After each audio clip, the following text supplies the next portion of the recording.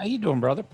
Good, man. Can't complain. Just on lunch break, having my rice cakes with peanut butter. It's that time of the year to start getting the weight dialed in. The weight was dialed in all holiday season, but might have a little something coming up in 2 weeks. So I'm just trying to manage as Trying if I am. trying to stay ready just in case. I mean, I think the amazing part about not being pro is just how often people act like amateurs. There's a Yeah. lot a lot of missed weight, a lot of backing out of fights, a lot of BS that happens, before you get to the professional level. I mean, some of it'll happen at the pro level too, but not nearly as much. It's Yeah. This is unbelievable. yeah, people tend to like to fight a lot more when they're paid a lot more to do it.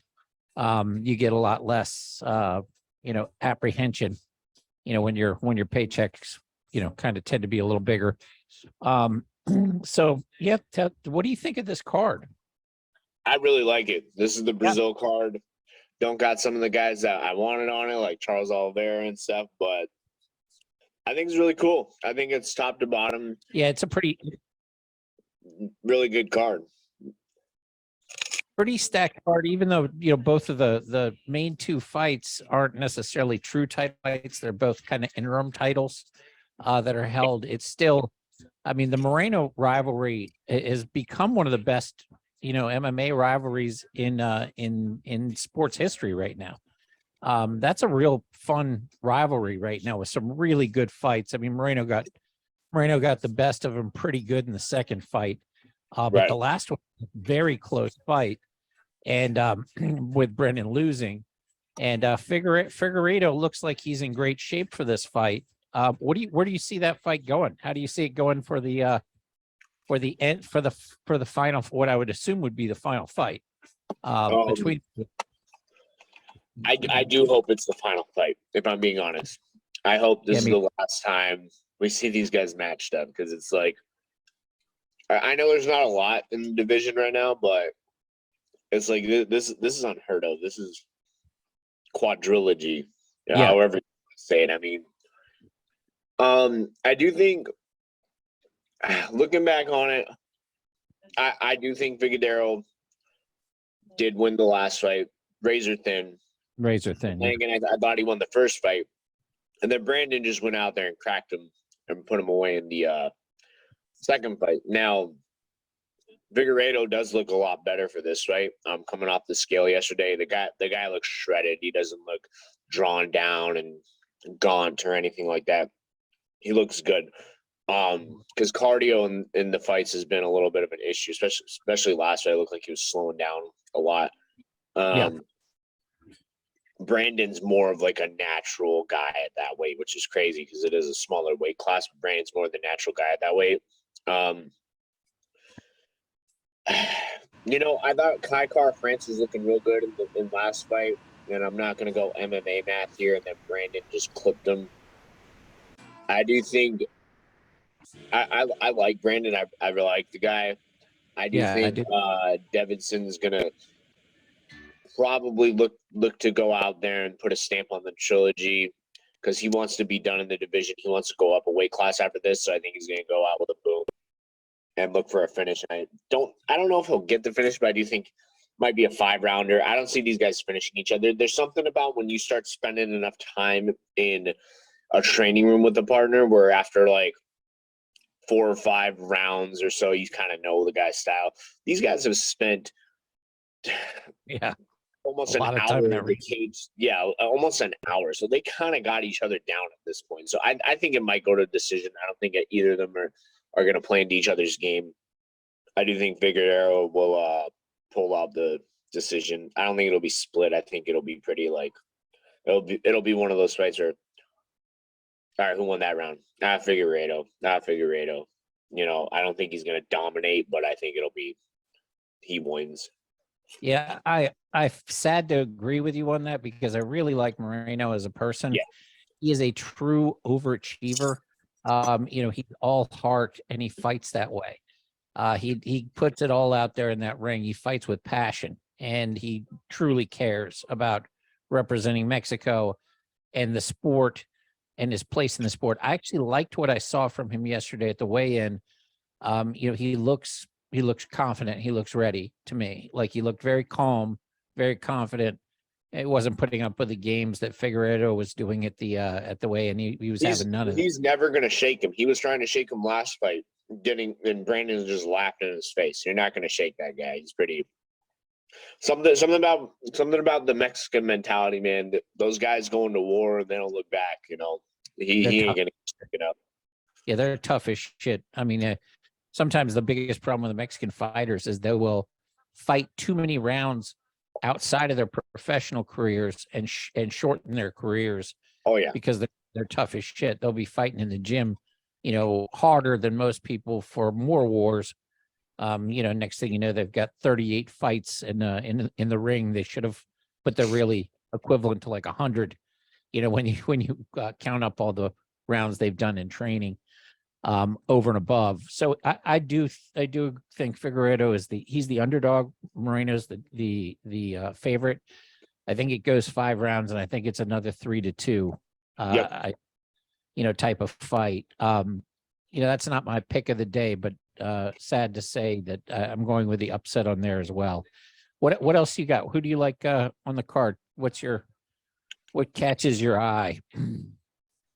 Glover Teixeira being the underdog.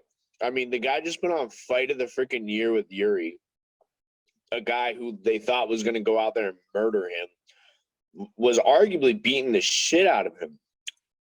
Almost, I think every round but one, Glover was beating him up, and he just made a mistake. I mean, you don't see that a lot for a veteran and a guy his age, but okay, it was a bad mistake. It was a really stupid mistake. The type of mistake that's so stupid. And for those that didn't watch, he basically went for what did he go for? A guillotine, if I'm not. He went for a standing guillotine and jumped guard when he had guard, but he had him beaten. He was rocking the shit out of him. And out of the blue, did a standing guillotine and pulled guard, and all of a sudden, lost all position, got ground out from there. It was really infinitely stupid, and even the announcers at the time were like, "What is he doing?" Right. And that's the type of thing that you learn from. You never do anything that stupid again. But I agree, he was putting on a fucking show, and that was that was my fight of the year last year. Yeah, I thought it was a great fight. And I agree, as an underdog right now, Hill is the favorite and Glover is the underdog. And I agree with you. I like the dog there. I like Teixeira to win that fight. I just don't see what Hill's a great. We haven't seen a lot of Hill. I mean, he's going out there and knocking dudes out. And he has fought some good competition, but if I could give Hill a one up on Glover anywhere, it's probably the punching power. But in terms of technical boxing, in terms of pressure, in terms of grappling, Glover is beating him everywhere. I see. I think Glover's going to make this a long, miserable fight. I see a lot of the when Glover fought Anthony Smith, where Anthony Smith was having success early, and then Glover just started whittling him down, started catching him, drags him down, and just makes the night miserable for him. I see that happening, and maybe a late finish, maybe a 3rd, 4th round finish, or just a decision. But I think it's crazy that Jamal is the favorite in that fight. I just don't, like I said, but then again, maybe that fight changes that Yuri fight changes Glover. Maybe he doesn't come in the same fighter, but who knows? Yeah, he might have lost. That's the type of war where you do leave a piece of yourself in that ring, and recovering from that type of mistake and that type of war, it becomes a mental game. Yeah, it was fight of the year, and you should be real proud of your performance up to the point where you made that mistake.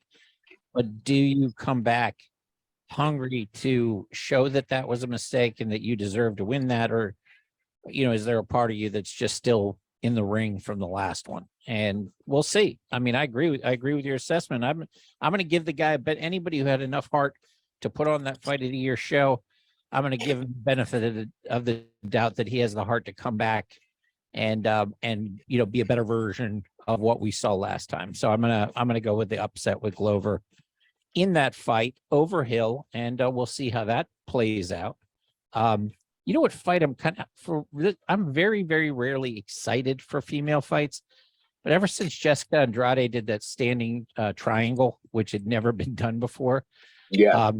as a submission, I've been kind of a fan of hers, and I think we're going to see another female submission today. I think Andrade over Murphy is really it should be a nice, easy win for the gambling community out there.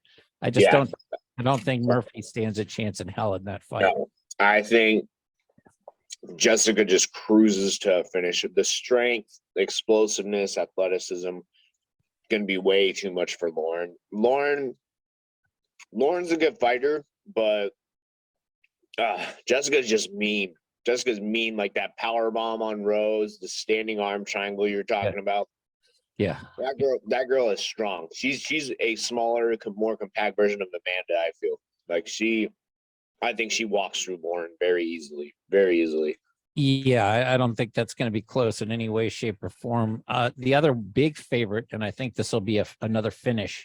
I wouldn't necessarily take it because it's minus 500 in general, but I think Gilbert Burns finishes Magny in that fight. Agreed. I mean, Burns is just he's an animal. He's a big, strong animal, and I just don't see Magny having enough juice to be able to withstand 3 rounds of what Burns brings to the table. Yeah, I can see Burns approaching the fight a lot like the 1/4 fight where he just pins Magny to the fence and drags him down and just starts beating him up. I can see a lot of that reminiscence of that fight. And I mean, look at the Hamzat fight. The guy just was nonstop the entire time. And I know Magny won't have that type of tank. Magny's a great fighter, but that's not his style fight. Magny likes to make it look pretty. He doesn't like to get dirty, and Gilbert's going to make it dirty. Yeah, it's going to be that's going to be a fun fight to watch because I think that's going to be an exciting potential finish. We shall see how that works out. But other than that, what else do you like on the card? Do you see anything else that you think is going to be a finished fight, a fight that won't go the distance, or any strong opinions on any of the other stuff we see? Hear me out on this one. Sure. I know on paper it looks like they're feeding him, but Shogun Rua making his last fight in Brazil. Now, I'm saying this and I'm hesitant to put anything on it. The guy Shogun is fighting has a good record, but it's inflated. If you look at the guys that he's beating guys who are like with 500 records or below 500 records. Shogun's an old savvy veteran, and I think they wanted it. I think in this sense, they're not doing him like Frankie Edgar or anyone else. They're trying to give him a little swan song goodbye in Brazil, give him one last win. I think Shogun is going to dial it back a little bit. Might be a decision. I don't think Shogun's got it in him to be that. Shogun's not that explosive, wide hooking guy anymore where he's going to knock you out. But I do see Shogun winning his fight. I can't remember the opponent's name, but he's fighting Ihor Potieria. Ihor. But I agree. I think there's a respect fight there for Brazil. And you just hit on a big factor there. In Brazil, the Brazilian fighters do have a big edge, a bigger edge than normal. We saw this in the UFC when it was over in London, when it was in England. I don't know if it was it London with Paddy the Baddy and Meatball Molly and all these. And all too. Yep. The British fighters were undefeated that day. So, and there were a lot of underdogs that were British fighters that day. There was an extra juice to all the British fighters that day. And I think we're going to see that with the Brazilians tonight. I think you're going to see a little extra sauce from them, as the crowd's going to be going apeshit in Brazil.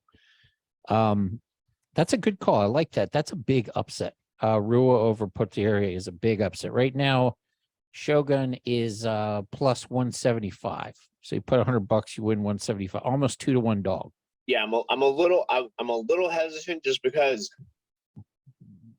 it's a young man's sport, but I like I said, the guy's got a good record. I'm not doubting his skill as a fighter.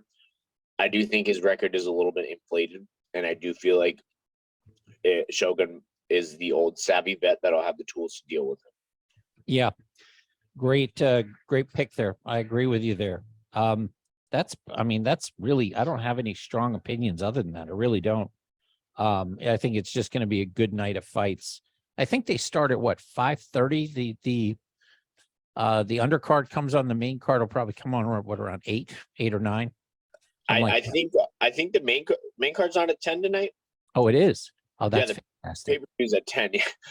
I'm going to be struggling to stay awake. I know that. I'll try to squeeze in a nap between now and then, but after I get off work, gonna go get a quick workout in and then come home and see if I can squeeze in a nap before the card. But one more fight. He's a massive favorite, but I think going forward, Terrence McKinney is going to be a big problem.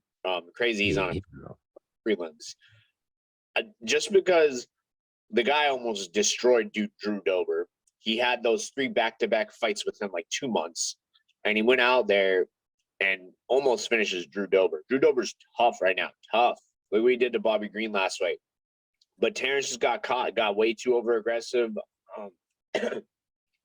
Terrence is finishing everyone. I guarantee he finishes this fight tonight. I think he's going to be a problem going forward in 2023. He's been extremely active. This was his longest layoff in a little bit. He's got the college wrestling credentials to back up the athleticism, the ground game. He hits like a truck because he's knocking these guys at 55 out. I think going forward in 2023, he's probably going to be. I'd say this fight will probably break him in the top 15 if he isn't already, and I think that'll be the fight that starts getting him a little bit more edge. The Drew Dober fight was going to be, and Drew finished him. Drew's a killer, but I think Terrence will start another run this year after this fight. He's explosive. Plus, he's an ex-gang member. He's no bullshit. He's a tough kid. And I think he's learning and getting better all the time because he's just starting to really step into his talent, and he's got a lot. He like you said, he was a pretty accomplished college wrestler, and that helps, man. When you can transition, when you've got that background in wrestling, your body control and understanding positioning and all that, your jujitsu tends to come along a lot faster than the people without that background. And I think he's just getting better. He had drug problems and all sorts of stuff, but he had a very bad life, and he turned it all the way around. And from what I've seen, he's really pulled it together. And I think some of the lapses we saw earlier, we're not going to see as many of them because he's really a professional now. And that talent, once the mind catches up with the talent, I agree, he can be a real fucking problem in that division. That's a good call, man. That's a really good call. I don't know why I missed that one. When I was going through the card, I'm like, yeah, he should win, but you're right. His last win, he beat Gonzalez with that rear naked choke. So his jiu-jitsu is really, it's looking better and better every time he gets in there. He's very well-rounded. He's a very well-rounded fighter. And like I said, he just went on that win streak, and then he took the Drew Dober fight on I think it was like a 2-week notice fight. And you can argue a lot because he rocked him and then got clipped and then went out after Drew hit him a little bit more. But you could argue it's like, hey, that back-to-back 55 cut probably took a toll on him and affected the outcome of that fight. Because 2 weeks in time, who knows what he went back up to? But who knows? I do think this is a good finish for him. And going forward, he'll probably keep staying active this year. And going forward, he might be a bit of an issue for the division. He's had 17 professional fights at the UFC level, and only 2 of them have gone out of the first round. Yeah, he goes to finish. he goes into fucking. He's either gonna knock you out or backpack you, or he's gonna get knocked out. And usually it's the first. It's the earlier. It's the former as opposed to the latter. I mean, he really in his losses, he has a leg injury loss, which brought him to 4-1. He got KO'd by a flying knee. He got submitted in his 10th loss, and then the Dober fight where he got a TKO with knee and punches at 317 in the first. And other than that, you're looking at all first round knockouts or submissions. So the greatest thing about him, the reason that you have to love him as a fan, is he's exciting. There's nothing worse than somebody being boring as a fighter. And from a fan perspective, you can actually make more money and get more of a fan base in and out of the ring by being exciting than sometimes just by winning fights, which is crazy the way the business works. But the same thing happens in boxing as well. Tank Davis is arguably a bigger draw than Devin Haney. Haney has all the belts. Tank knocks people into another orbit. So fans would prefer to watch, the guy without the belts knock people into orbit than the guy with the belts, go the distance every time. So it's going to be fun, man. I'm excited, but definitely get a nap so we can talk some shit. Definitely. All right. And how's everything else going? How's when are you going to find out if you're fighting? So my coach dropped a little, I got back, I took a little bit of a time off because I had, work gets busy around this time of year, still driving or during Christmas time. And then once that slowed down, went back for a session and then had an unfortunate skin infection. So got that treated. And then after that's been treated. Did you get staph? So originally I thought it was staph, but apparently there's a, like strep throat. Yeah. Streptococcus.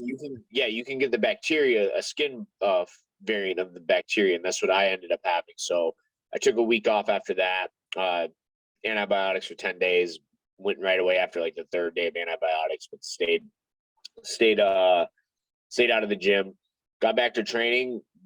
Like I didn't miss a step, was feeling good. I've already told you we are looking to go pro in a couple months here, going to make the pro debut.